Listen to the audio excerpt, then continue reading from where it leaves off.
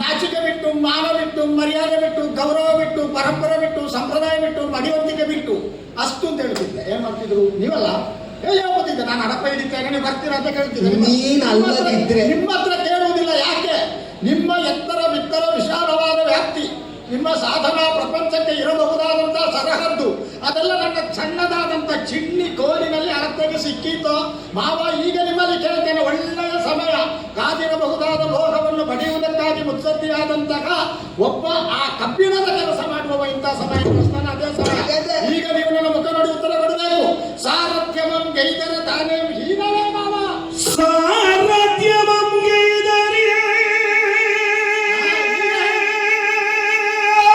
ಅಡಪ ಹಿಡಿಬಹುದಂತ, ಇದು ಮಾಡಬಹುದಂತ. ಈಗ ಸಾರಥ್ಯ ಸಮದ ಹೀನವೇ ಮಾವ.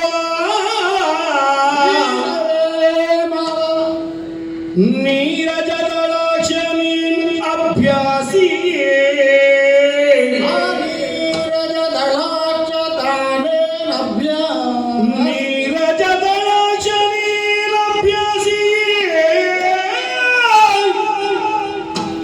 ನರನ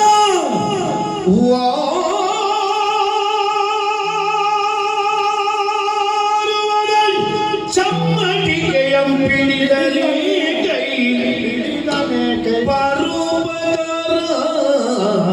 ಪರೋಪಕಾರಾರ್ಥವಿಂದ. ಈ ಪ್ರಪಂಚದ ಧರ್ಮವೇ ಪರೋಪಕಾರವೇ. ನರನವ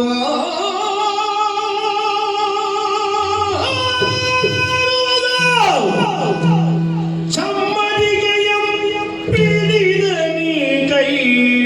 ಅವ ಸ್ವಲ್ಪ ಹೆಚ್ಚು ಒತ್ತಿದ್ರೆ ವಾರ ತುಂಡಾಗಿ ಹೋಗಿತ್ತು. ಅದರದ್ದು ಅದು ಹೇಳಿ ಮಾತಿಗೆ ಹೇಳಿದ್ರು. ಪರೋಪಕಾರಾರ್ಥವಿಂದ. ಈಗ ಹತ್ತಿಯನ್ನು ಹತ್ತಿ ಅಂತ ಹೇಳಿದ್ರೆ,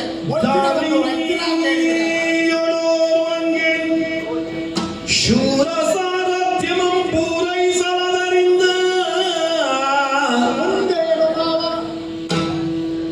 ಧಾರಿಣಿಯೋಳು ಅಂಗೆ ಶೂರ ಸಾರಥ್ಯಮಂ ಪೂರೈಸಲದರಿಂದ ಕುಂದೇನು ಪೂರ್ವಗೊಳ್ಳುವ ನಿಜಾಸನ ನಮರಿಗೆ ಸಹಾಯವ ಮಾಡೇನಿಯನು ಅವನಿಂದನು.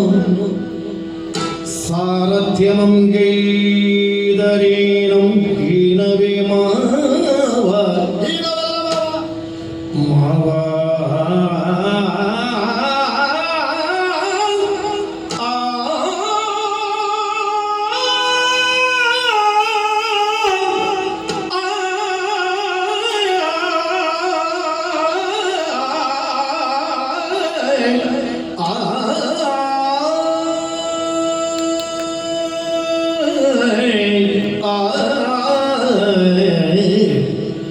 ಮಾವ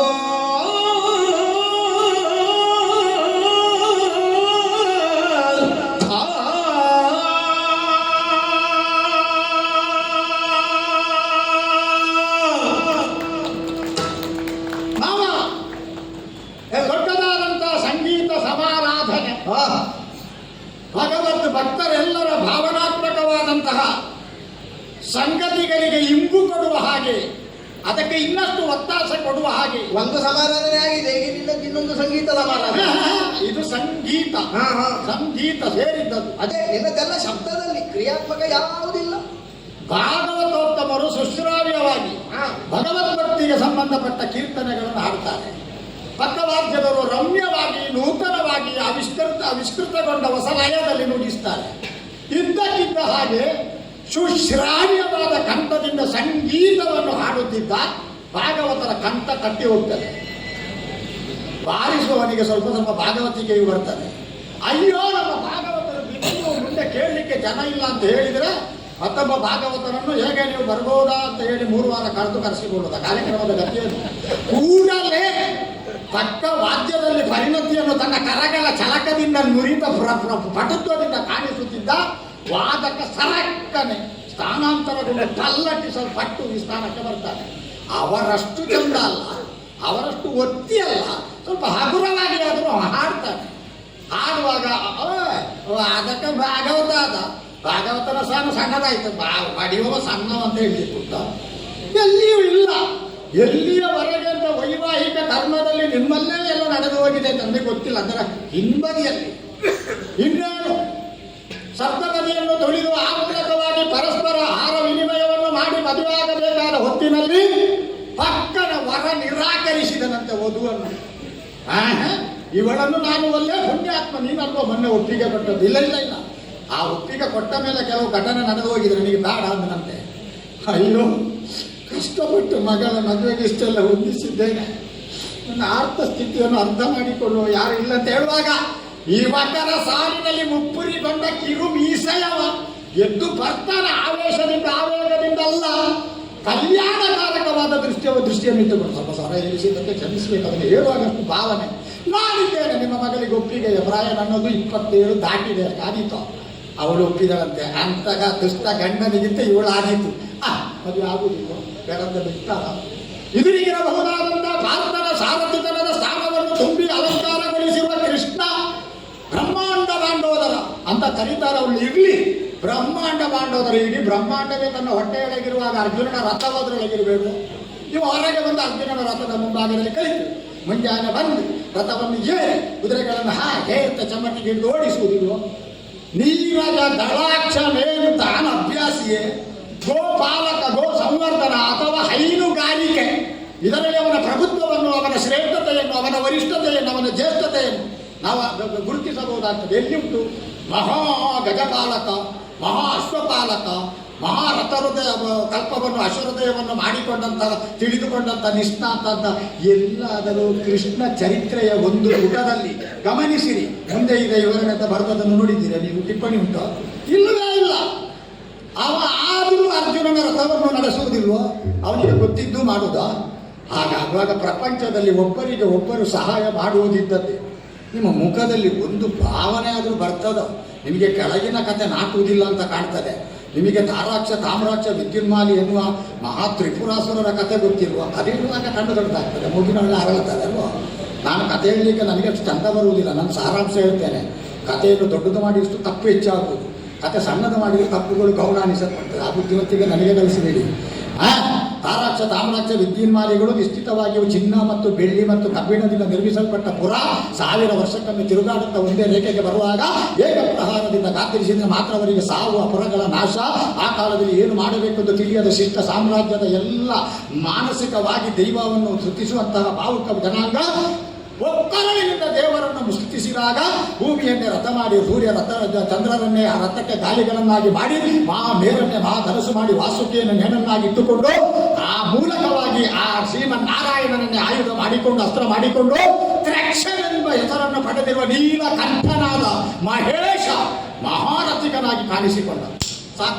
ಸಾಕ ಅಷ್ಟಿದ್ದು ಆಯುಧ ಬೇಡುವ, ಅಸ್ತ್ರ ಬೇಡುವ, ನಾರಾಯಣ ಅಸ್ತ್ರ ಅದಾದ್ರೆ ಸಾಕ, ಪರಿಪೂರ್ಣ ಆಯ್ತ. ರಥ ಮುಂದೆ ಹೋಗಬೇಡ, ಸುಮ್ಮನೆ ಕೂತುಕೊಳ್ಳುವುದು ಅಲ್ಲ.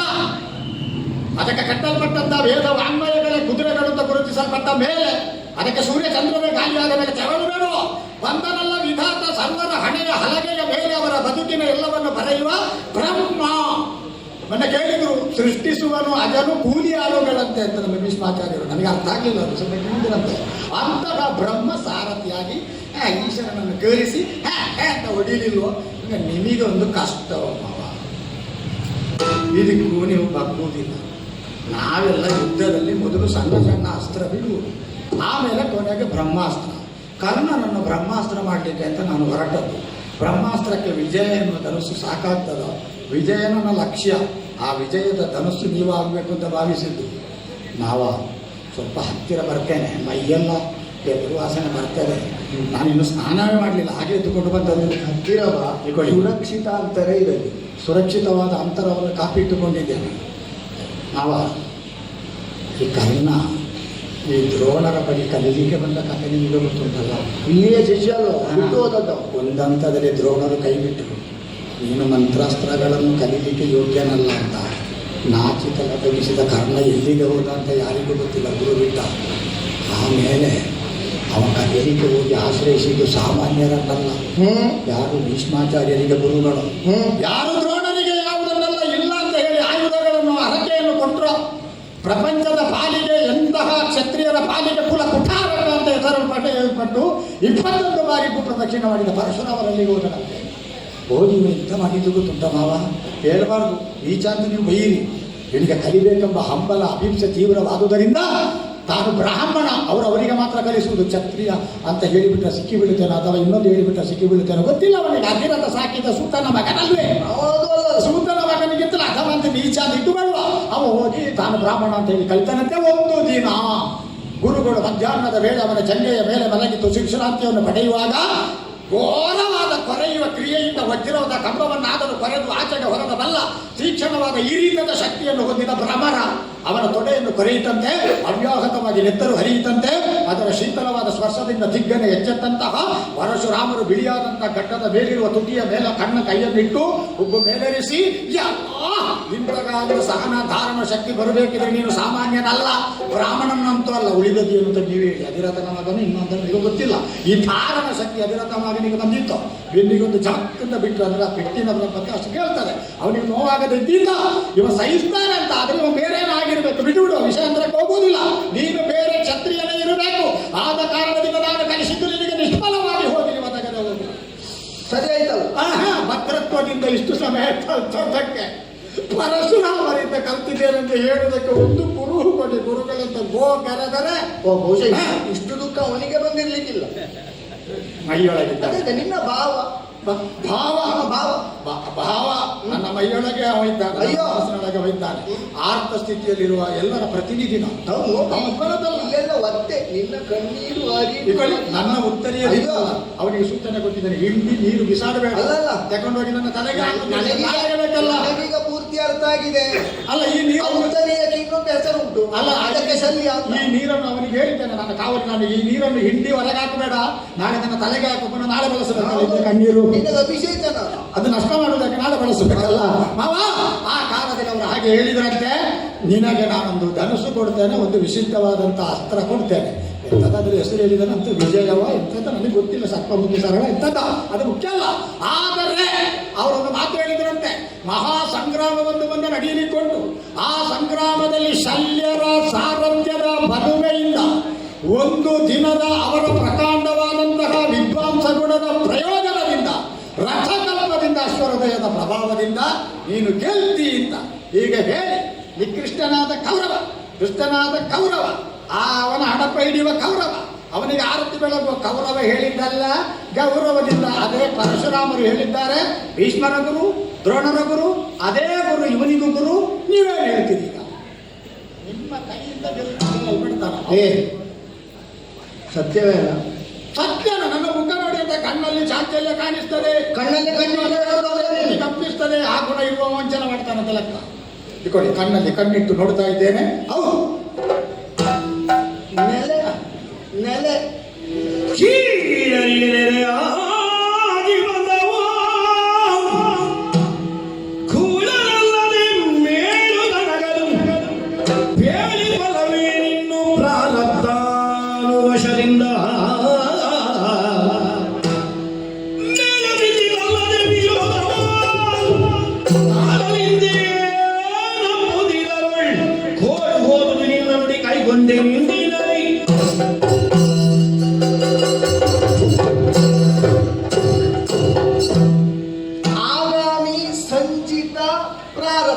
ಮೊನ್ನೆ ಬಹಳ ದೊಡ್ಡ ಚರ್ಚೆ ಆಯ್ತು ಈ ವಿಷಯದ ಮೇಲೆ, ಭೀಷ್ಮನಿಗೂ ಕೃಷ್ಣನಿಗೂ. ನನಗೆ ಒಂದೂ ತಲೆ ಕೂಡ ಗೊತ್ತಾಗಲಿಲ್ಲ. ನೀನಾಗಂತಲ್ಲ, ಅದು ನನಗೆ ಆ ಪ್ರಸಂಗವಲ್ಲ. ಈಗ ಯುಗ ಎಷ್ಟು ಕಲಿಯಿತು ಒಂದು ಚಕ್ರದ ಲೆಕ್ಕದಲ್ಲಿ ನಾವು ಆಲೋಚನೆ ಹೇಳ್ತಾರ ಅಲ್ವ. ಈಗ ದ್ವಾಪರ, ಹಿಂದೆ ಒಂದು ಸತ್ಯ ಕಳೆದಿದೆ, ಒಂದು ತ್ರೇತೆ ಕಳೆದಿದೆ. ಈ ದ್ವಾಪರಕ್ಕಾಗುವಾಗಲೂ 800 ವರ್ಷ ತುಂಬಿದವರಿಗೂ ಮತ್ತೆ ಚರ್ಚೆಗೆ ವಿಷಯ ಯಾವುದು ಅಂತ ಕೇಳಿದ್ರೆ ಪ್ರಾರಬ್ಧ. ಎಂತ ಮಾತು ಗೊತ್ತಿಲ್ಲ. ಉತ್ತರ ಹೇಳಲಿಕ್ಕೆ ಅವ ದೇವಾದಿದೇವ ಅಂತೆಲ್ಲ ಹಾಡಿ ಹೊಗಳುವ ಅವ ಬಂದು ಹೇಳ್ತಾನೆ. ಅಲ್ಲಿಗಾದ್ರೂ ಆತ್ಯಂತಿಕ ಉತ್ತರ ಮುಗೀತಾ, ಉತ್ತರ ಸಿಕ್ಕಿತು ಅಂತ ಕೇಳಿದ್ರೆ ನೀನ್ ಹೇಳ್ತಿ ನನಗೊಂದು ಅರ್ಥ ಆಗ್ಲಿಲ್ಲ.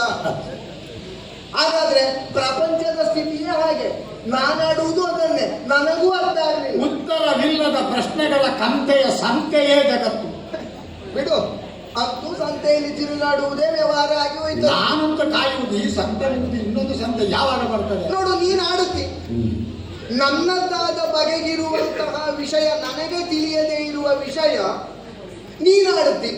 ನನ್ನ ಪ್ರಾರಬ್ಧ ಎಷ್ಟು ದೊಡ್ಡದು ಅಂತ ಕೇಳಿದ್ರೆ ಯಾವ ಕಾಲದಲ್ಲಿಯೋ ಆ ಪರಶುರಾಮರು ಮಾತಾಡ್ತಾರೆ ನನ್ನ ವಿಷಯ. ಅಲ್ವೋ ಅಲ್ಲ, ನೀನು ಅಲ್ಲೋ ಅಂತ ಎದೆ ಉಬ್ಬಿಸ್ತೀನಿ. ಅಲ್ಲ, ಪ್ರಾರಬ್ಧ ಅಂತ ಯಾಕೆ ತಿಳುಬೇಕು? ಬೇರೆಯವರು ಆಗಿದ್ದಲ್ಲ. ಮೊನ್ನೆ ಸಂಧಾನಕ್ಕೆ ಕೃಷ್ಣ ಬರುವಾಗ ಒಟ್ಟಿಗೆ ನೆಲಕ್ಕೆ ಮುಟ್ಟುವವರೆಗಿನ ಕಟ್ಟ ಇಟ್ಟುಕೊಂಡು ಬಂದ ಬೆಳ್ಳಿ ಬೆಟ್ಟಕ್ಕೆ ಮೈ ಬಂದ ಹಾಗೆ ಬಂದಿದ್ದಾರೆ. ಅವರಲ್ವ ಹೇಳಿದ್ದು ನಾಳೆ ಕರ್ಣನನ್ನು ಗೆಲ್ಲಿಸ್ತಾರೆ. ಹೌದಪ್ಪ, ಅವರು ಹೇಳಿದ್ದಾರೆ. ಹೌದು, ಆದರೂ ಅವರು ನನ್ನಲ್ಲಿ ಹೇಳಿಲ್ಲ. ನಿಮ್ಮಲ್ಲಿ ಹೇಳ್ಬಾರ್ದು. ನಿಮ್ಮಲ್ಲಿ ಹೇಳಿದ ತಕ್ಷಣವೇ ಆ ವಚನದ ತೀವ್ರತೆ ಕಡಿಮೆ ಆಗ್ತದೆ. ಪ್ರಾರಬ್ಧ ಅಂತ ನಾನು ಆಡಿದ್ದು ಯಾಕೆ ಬಲ್ಲ?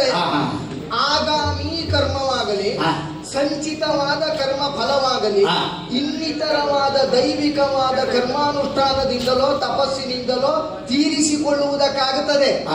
ಆದ್ರೆ ಪ್ರಾರಬ್ಧ ಎನ್ನುವ ಕರ್ಮ ಫಲವನ್ನು ಬೆನ್ನಲ್ಲಿ ಹೊತ್ತದ್ದರಿಂದ ಅದನ್ನು ಇನ್ನಿತರ ಯಾವ ಯಜ್ಞ ಯಾಗಾದಿಗಳಿಂದ ತೀರಿಸುವುದಕ್ಕಾಗದೆ ಅದಕ್ಕೆ ಪ್ರತಿವಿಧಿ ಇಲ್ಲದೆ ಅದನ್ನು ಅನುಭವಿಸಿಯೇ ತೀರಬೇಕು. ನಾನು ನಿಮಗೆ ಬೇಸರ ಆದರೂ ಬಹಳ ಸೌಂದರ್ಯದ ಭಾಷೆಯಿಂದ ಹೇಳ್ತೇನೆ.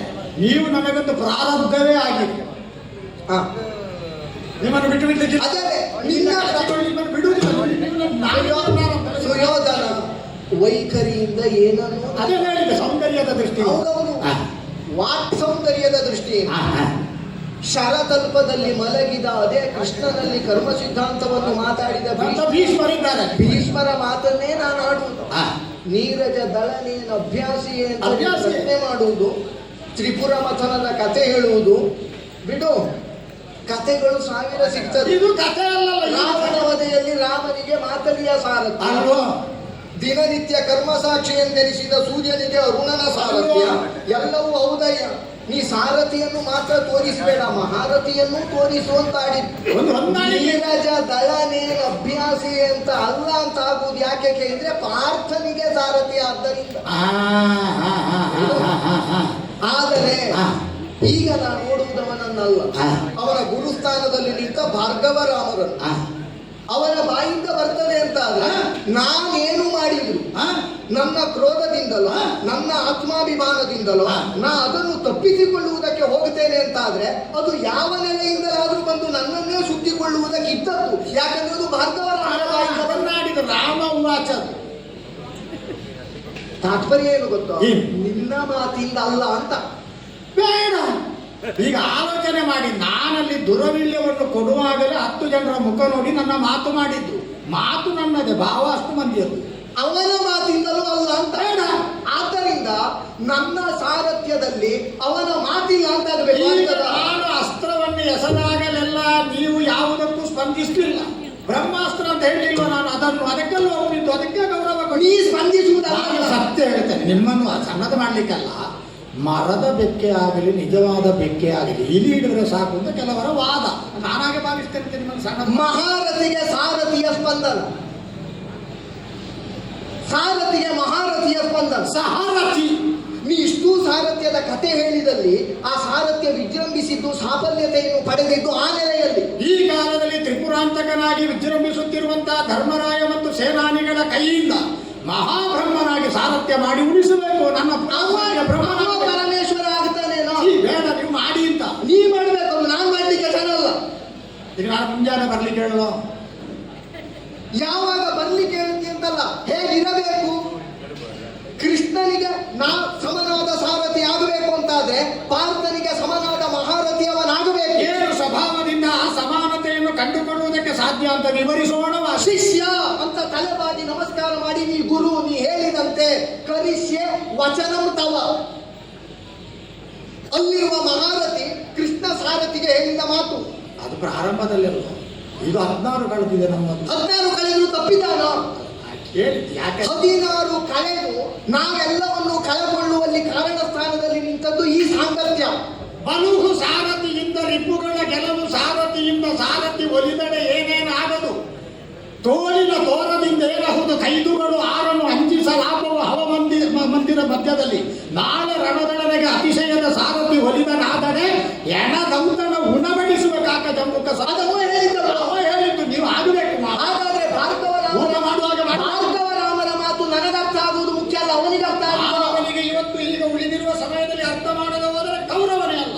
ನಾ ಮಾತಾಡಿದ್ದಕ್ಕೆ ನನ್ನದಾದ ಸಲಹೆ ಸೂಚನೆಗೆ ವಿರೋಧವಾಗಿ ಆತ ಸಾಗುತ್ತಾನೆ ಅಂತಾದ್ರೆ ನೀವು ಅಲ್ಲಿದ್ದದ್ದು ಶಲ್ಯ ಅಂತ ತಿಳಿಯಕೂಡದು, ಭಾರ್ಗವರಾಮ ಅಂತ ತಿಳಿಬೇಕು. ನೆನಪುಂಟೋ?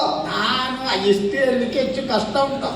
ಬೇಕಿದ್ರೆ ಅವನ ನಾಲಗೆಗೂ ಬಾಯಿಗೂ ತುಟಿಗಳಿಗೂ ಸೇರಿಸಿ ಹೊಲಿಗೆ ಹಾಕಿ ಕಳಿಸ್ತೇನೆ. ಒಮ್ಮೆ ಪ್ರಸಂಗ ಕೈ ಮೀರಿದ್ರೆ ಬಿಡಿಸ್ಲಿಕ್ಕೆ ನಾನು ಮಧ್ಯಸ್ಥಿಕೆ ಕೈಗೊಂಡ ಸಾರಥಿ ತನವ. ಅಯ್ಯೋ, ನೀವು ಕೊಟ್ಟ ಕೈಯಿಂದ ಆಗಬೇಕೆ ಹೊರತು ಕೈ ಕೊಟ್ಟ ಕೈ ಅಂತ ಕರೆಯಲ್ಪಡ ಕೂಡದು. ಮಧ್ಯದಲ್ಲಿ ಹೆಚ್ಚು ಕಡಿಮೆ ಆದ್ರೆ ನಾನು ಬರ್ತೇನೆ, ವೇಗ ಸರಿ ಮಾಡ್ತೇನೆ. ನಿನ್ನ ಕರ್ಮವೋ ಆ? ನನ್ನ ಕರ್ಮವೋ ಆ. ಅವನ ಕರ್ಮವೋ ಆ. ಫಲ ಕೊಡುವುದು ಆ. ಪ್ರಯತ್ನ ಮಾತ್ರ ನಮ್ಮದ್ದು. ಆದರೆ ನಾನು 1 ಲಕ್ಷವನ್ನು ನಿರ್ಧರಿಸುವಾಗ ನನ್ನ ಸಾಮರ್ಥ್ಯ ಎಷ್ಟು ಅಂತ ನನಗೆ ಗೊತ್ತು ಬೇಡ.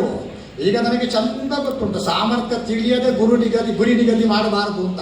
ಈಗ ನನ್ನ ಸಾಮರ್ಥ್ಯ ಇಷ್ಟೇ, ನಿಮ್ಮನ್ನು ಅವರನ್ನು ಕೂಡಿಸುವುದು. ಮಧ್ಯದಲ್ಲಿ ವ್ಯಾಜ ಸಂಬಂಧವಾದ ಘಟನೆಗಳು ನಡೆದರೆ, ಬಿರುಕು ಕಾಣಿಸಿದರೆ, ಏನಾದರೂ ಸಂಯಮದ ಸಾಂತ್ವನದ ಬೆಸುಗೆ ಹಾಕುವುದು ಬಿಟ್ರೆ ನೀನು ನನ್ನ ಕೈ ಬಿಡಬಾರದು. ರಥನ ಏರುತ್ತೇನೆ, ಇಳಿಯುವುದಿಲ್ಲ ಅಂತ ಹೇಳುವುದಿಲ್ಲ. ಇಳಿಯದಂತೆ ರಥದಲ್ಲಿ ಕುಳ್ಳಿರಿಸಿಕೊಳ್ಳುವಂತೆ ಮಾಡುವುದವ. ನೀವು ರಥ ಏರ್ತೀರಿ ಎನ್ನುವ ಭರವಸೆ ಅವನಿಗೆ ಎಷ್ಟು ನಿಚ್ಚಳವಾಗಿದೆ ಬಲ್ಲಿರ. ತಾಂತ್ರಿಕವಾದ ಅಥರ್ವೋಕ್ತವಾದ ಮಂತ್ರಗಳಿಂದ ನಿದ್ದೆಗೆಟ್ಟು ಆರಾಧಿಸ್ತಾ ಇದ್ದಾನ. ಬೆಳಗಾಯಿತು ನೋಡು. ಅಪ್ಪಡಿ ಅವನರಾಗ ಹಾಗಾದ್ರೆ ಮಾವ ನನ್ನ ವಿಜಯದ ಶಿಲ್ಪಿ ಆಗಬೇಕು. ಹೋಗಿ ಬರ್ತೇನೆ. ನಿದ್ದೆ ಹೇಗೂ ಇಲ್ಲ. ಈ ಕಡೆ ಒಟ್ಟಿಗೆ ಹೋಗುವ ಬನ್ನಿ. ಎಡೆ. ಹೋಗ.